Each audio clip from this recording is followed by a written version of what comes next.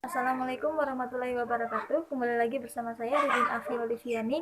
Saya dari kelas 2B, program studi S1 Farmasi Stikes Bakti Mandala Husada Serayu. Di sini saya akan menjelaskan tentang toksikokinetik.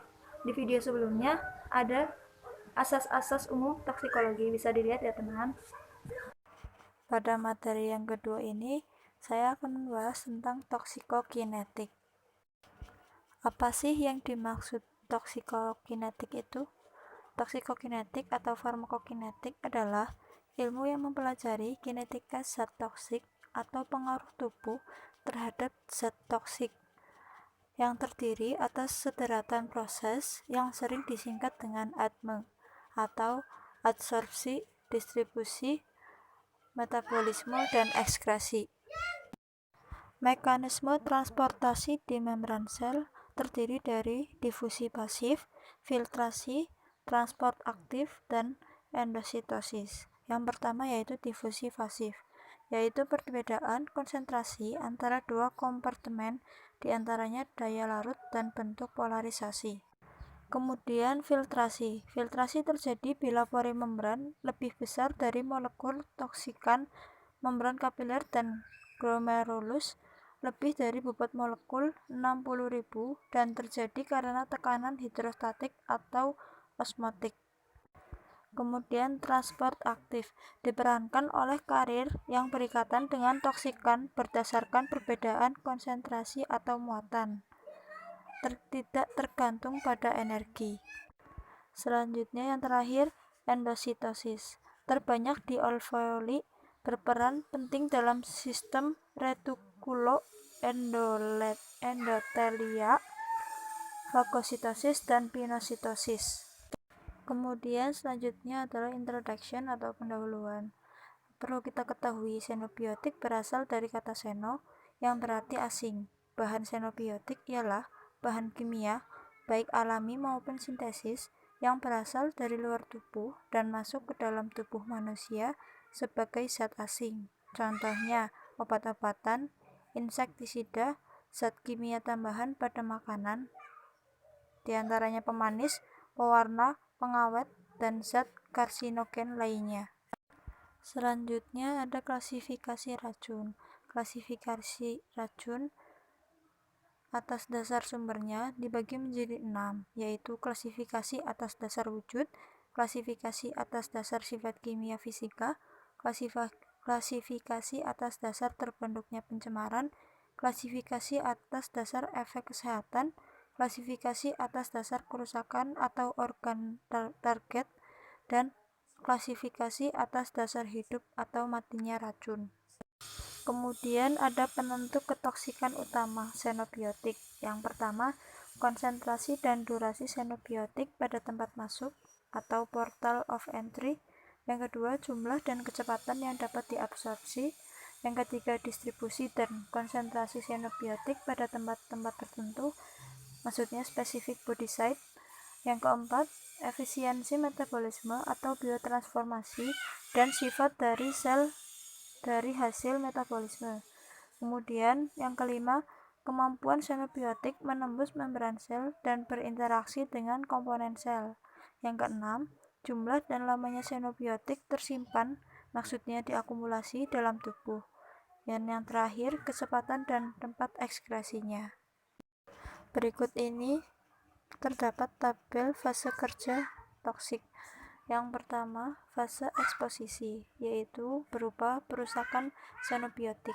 Dosis tersedia untuk penyerapan, yang kemudian diserap oleh fase toksikokinetik. Di antaranya ada absorpsi, distribusi, metabolisme, dan ekskresi. Dosis tersedia untuk aksi, yang kemudian yang terakhir fase toksikodinamik, berupa interaksi reseptor yang akhirnya terjadi efek toksik. Pembahasan yang pertama yaitu ada absorpsi, yaitu proses masuknya xenobiotika dari tempat kontak atau paparan ke dalam sirkulasi sistemik tubuh. Beberapa tempat absorpsi diantaranya mukosa saluran pencernaan, saluran nafas, mukosa kulit, dan injeksi. Yang pertama pada saluran cerna, terdapat difusi diantaranya lambung dan usus. yang di lambung, terutama untuk asam lemah, non-ion, dan larutan lipid. Kalau yang usus sebagai basa lemah. Kemudian transport aktif berupa logam berat, terutama Pb, dan pinositosis berupa senyawa azo.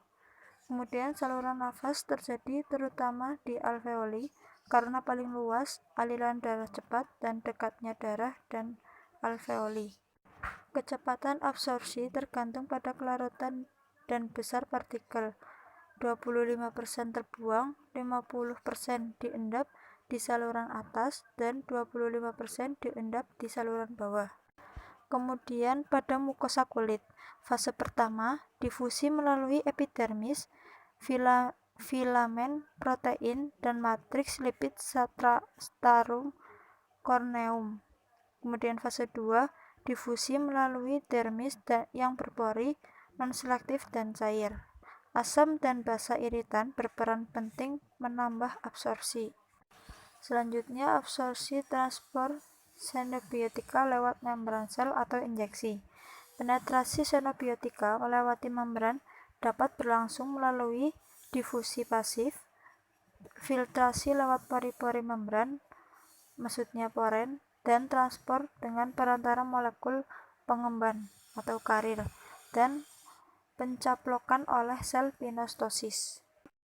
Setelah diabsorpsi, kemudian tahapan selanjutnya yaitu distribusi, di mana peristiwa xenobiotik yang terabsorpsi berpindah dari sirkulasi sistemik ke bagian lain dalam tubuh. Bagian tubuh yang berhubungan dengan distribusi toksikan diantaranya protein plasma, liver dan ginjal, lemak, serta tulang.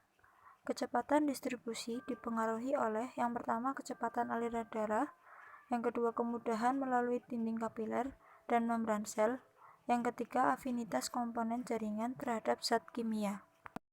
Proses selanjutnya setelah distribusi yaitu biotransformasi atau metabolisme, yaitu perubahan xenobiotik yang dikatalisa oleh enzim tertentu dalam sel hidup, yaitu berubah struktur kimia dari bahan kimia asing, sehingga hasil metabolisme tersebut secara kimiawi berbeda dari senyawa asalnya.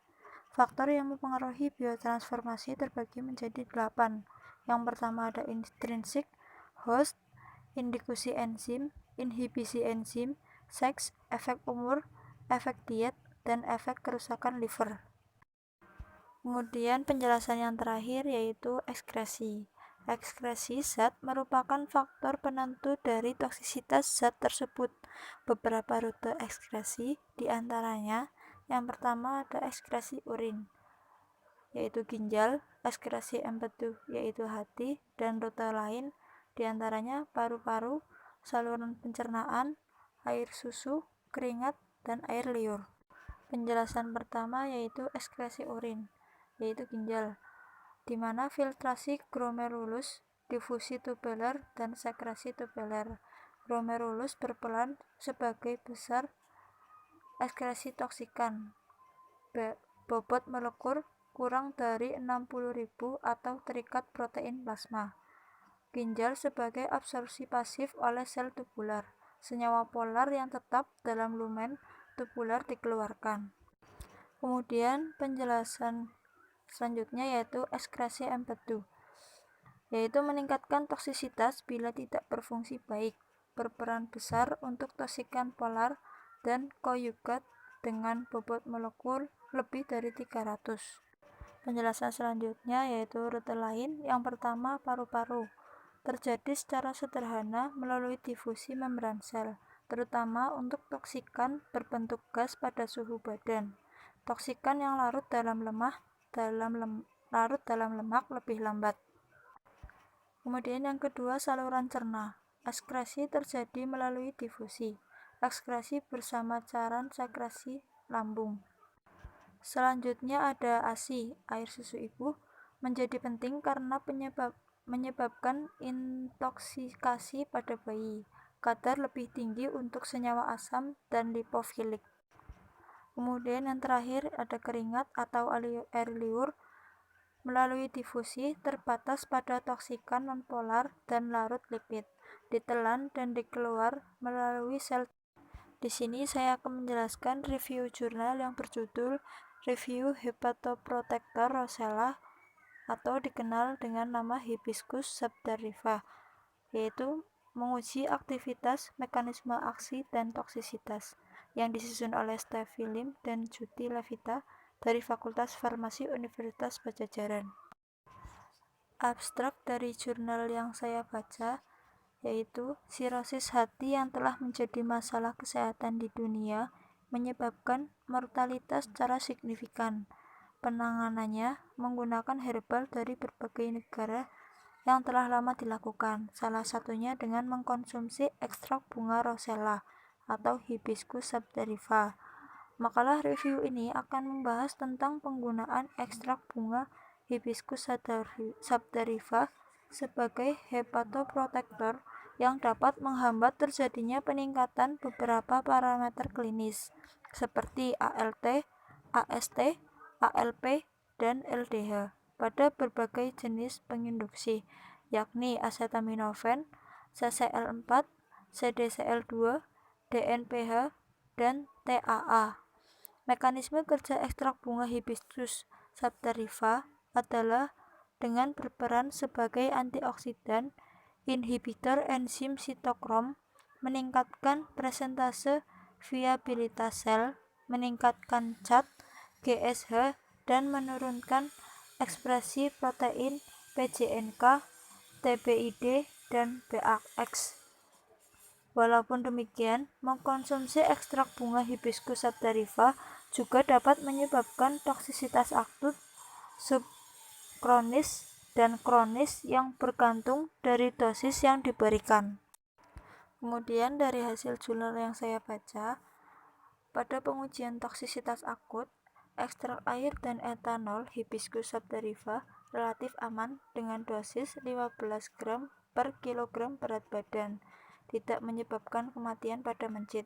Akan tetapi, hal ini berbeda dengan penelitian oleh Feike 2009 yang menyatakan bahwa ekstrak air dan etanol 1:1 dan etanol pada dosis 2000 mg per kilogram berat badan dapat menyebabkan kematian dengan penurunan berat badan dan diare pada tikus.